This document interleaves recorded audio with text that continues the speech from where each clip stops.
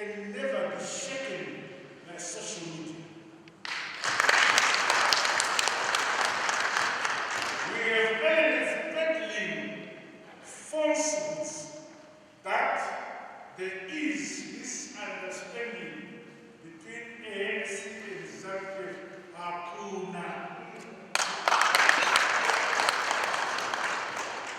I can assure you, almost on a weekly basis, currently almost on every other day, I discuss with my brother, Ramaphosa.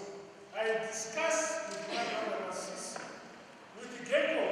Before we sleep, we chat. When the last social media insinuations.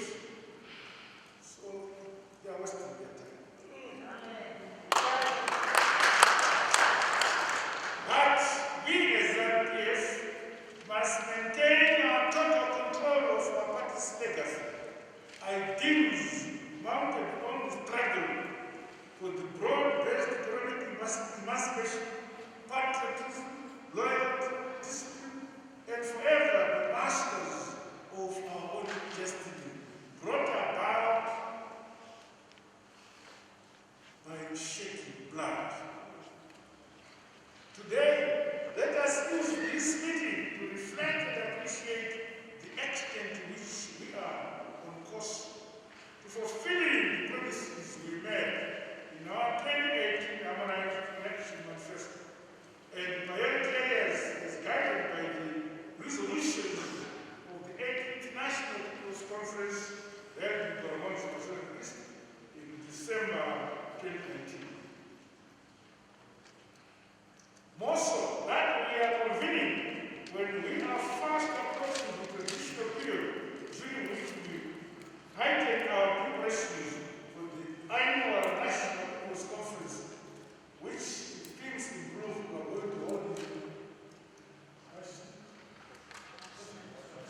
We are going to hold March 2nd of this year. We are looking at the state of COVID-19. If it permits, we will proceed to hold it. If not, we will delay it until the environment permits us to hold the conference.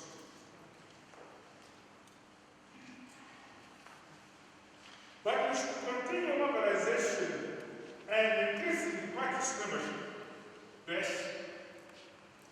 That is a critical function that must be undertaken by all organs and partners of the party. For instance, now we have added a new wing. The War Veterans Wing is now part of the wing of ZANU-PF. We have the Women's League, the Youth League, and now the War Veterans League, which we've added.